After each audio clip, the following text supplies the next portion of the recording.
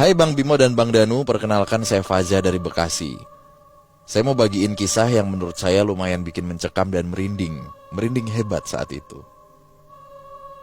Kisah ini terjadi pada tahun 2019 di salah satu hotel besar di kota Bekasi. Sebelumnya saya mau menjelaskan kenapa saya bisa nginap di hotel itu padahal saya sendiri tinggal di Bekasi. Jadi, saya dan teman-teman saya memang sudah punya kebiasaan staycation pada saat ada teman yang menikah. Dan kebetulan teman saya mengadakan resepsi di hotel tersebut dan membuka 2 connecting room di hotel tersebut. Kami menginap di hari Sabtu karena acara dilaksanakan pada hari Minggu pagi.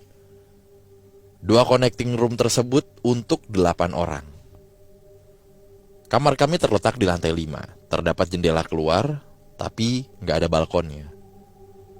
Sabtu sore saya dan 4 teman saya sudah check-in. Sisanya menyusul sehabis isya atau pada malam hari. Seperti biasanya, anak muda yang mau have fun semalaman, kami membawa speaker bluetooth dan minuman.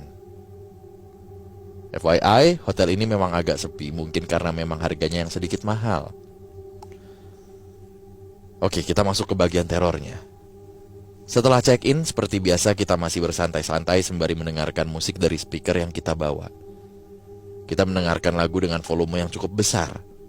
Dan kami terus mendengarkan sampai sekitar waktu maghrib, ada yang mengetuk pintu kamar kami. Duk duk duk. Ketukan kencang yang sampai terdengar ke telinga kami semua. Lalu saya mengecek ke pintu untuk mengetahui siapa yang datang. Saya mengintip ke lubang kecil yang ada di pintu dan saya tidak menemukan siapa-siapa di depan pintu. Palingan dikerjain sama anak-anak yang baru datang, ujar benak saya. Kami pun melanjutkan bersantai sambil bernyanyi-nyanyi. Namun beberapa menit kemudian ketukan itu kembali terdengar. Duk duk duk. Saya kembali ngecek lewat lubang kaca kecil di pintu hotel dan sekali lagi saya tidak menemukan siapapun di depan pintu. Saya lalu membalik badan dan menyuruh salah satu teman saya mengecilkan volume speaker sembari berkata, "Gak ada orang, Bray. Coba kontak anak-anak, siapa aja gitu kek. Udah pada sampai apa belum?"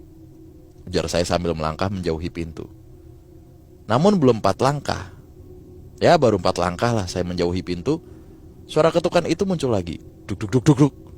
Kali ini saya mendengar jelas ketukan pintu ini benar-benar di pintu kamar kami. Karena sebelumnya saya berpikir mungkin ketukan yang lain dari luar kamar. Seketika saya langsung bertatap-tatapan dengan teman-teman saya sambil lari ke kasur dan salah satu teman saya langsung mematikan speaker. Namun kami masih mengira kalau kami dikerjai oleh teman kami yang datang belakangan.